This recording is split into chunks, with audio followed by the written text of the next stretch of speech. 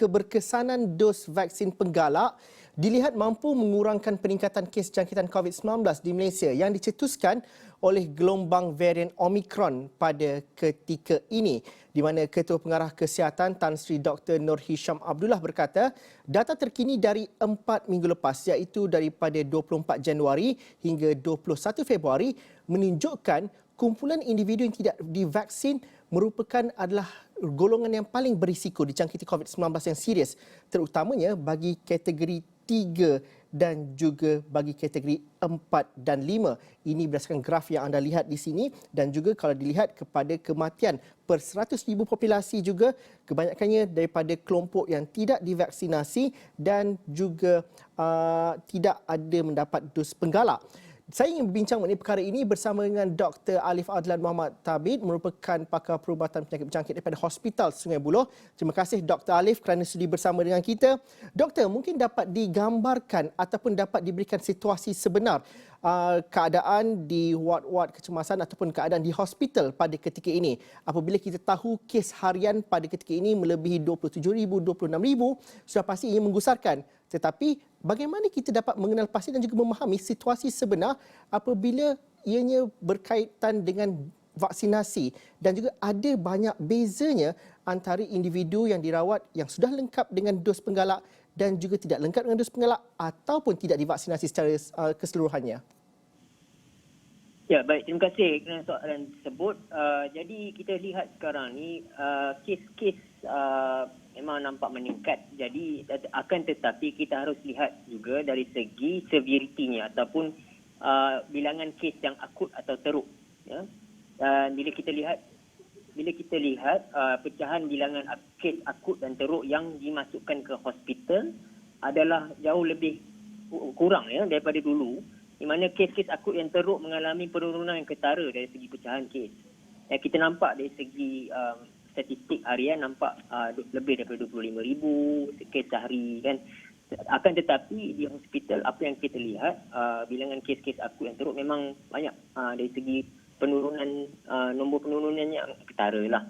Di kecemasan contohnya bilangan kes yang memerlukan rawatan mustahak di ICU sudah menurun berbanding dengan tahun lepas.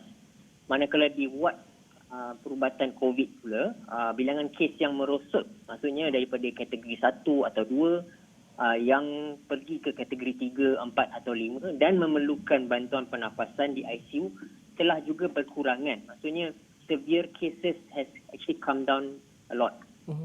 Ini adalah sebab partly because of vaksin dan juga dos penggalak yang telah dimulakan ya melalui program imunisasi kebangsaan. Dan poin yang kedua yang saya ingin paparkan ialah kadar kemerosotan COVID-19 dari kategori 4 ke 5 juga telah menurun ya. Maksudnya bilangan kes kematian di ward ya, disebab yang maksudnya yang tidak dapat masuk ke ICU kerana oleh faktor disebabkan oleh ICU penuh dan sebagainya tidak lagi berlaku seperti itu dulu.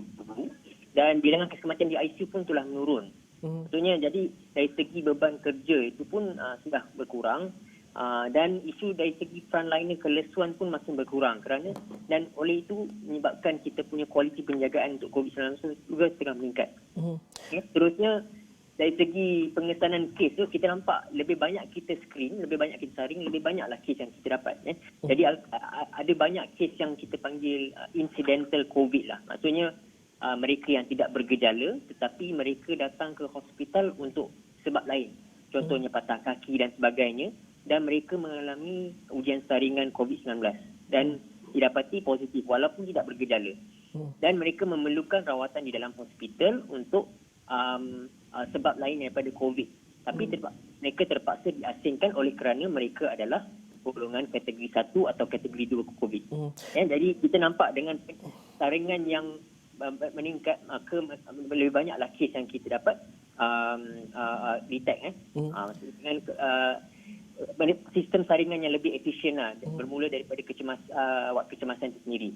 Doktor, tapi kalau kita lihat angka yang mereka sudah menerima dos penggalak 59.8%, Kementerian Kesihatan mensasarkan 70% dan juga dalam angka 59% ini juga ada juga yang dijangkiti COVID-19 buat kali kedua. Rakan saya ada kali kedua dijangkiti COVID-19 meskipun sudah mendapat dos penggalak. Bagaimana kita melihat situasi ini? Kemungkinan dijangkiti COVID-19 kerana kes hari ini terlampau banyak. 25,000 dan juga di sekeliling kita ada banyak kes. Mungkin ada kata-kata yang mengatakan bahawa dah habis ambil dos penggalak pun masih lagi kena COVID ke? Mungkin ada argumen daripada pihak pegawai ataupun pakar perubatan. Okey.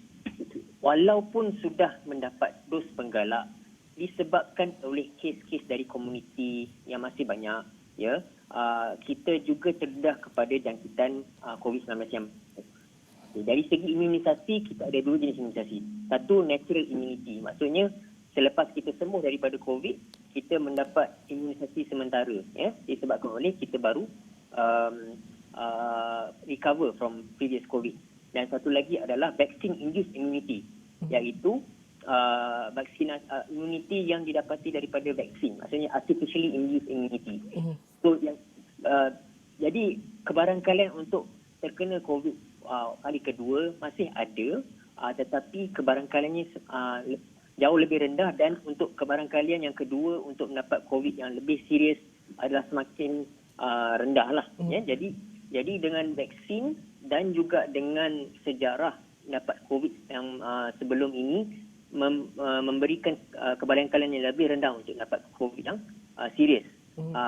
Jadi ada kajian mengatakan bahawa selepas dalam masa 2 hingga 3 bulan kebarangkalian untuk mendapat COVID buat kali kedua itu adalah sangat tipis.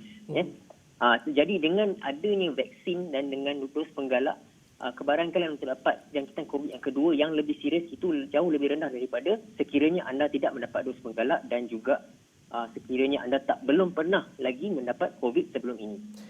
Doktor, ada juga kelompok individu yang enggan untuk mengambil dos penggalak meskipun sudah lengkap 2 dos vaksinasi. Keengganan mereka mengatakan bahawa demam, pengsan ataupun rasa lemah lepas dos ketiga itu menyebabkan mereka ragu-ragu untuk mengambil dos ketiga. Dengan penularan Omicron, dengan kes yang begitu banyak pada ketika ini, apa risiko yang bakal dihadapi mereka dengan mengambil argumen bahawa mereka yang dapat dos penggalak pun boleh kena COVID? Apa perbezaannya, doktor? Okey, soalan yang sangat wajar dan sangat relevan, ya. Dari segi dos penggalak itu, nama pun dos penggalak. Jadi kita galakkan untuk masyarakat untuk mendapatkan dos tersebut. Jadi kesan sampingan yang didapati untuk respon badan manusia terhadap vaksin berlainannya, kita tak boleh nak samakan individu A dengan individu E. Jadi apa yang kita nasihatkan ialah selepas mendapatkan vaksin ataupun dos penggalak adalah supaya mereka berehat yang secukupnya, mengambil air dengan mencukupi, dan juga cuba untuk tidak membuat aktiviti-aktiviti kasar, maksudnya yang aktif, yang agresif, supaya kita kekal untuk mengurangkan kesan-kesan sampingan daripada vaksin ataupun dos penggalak.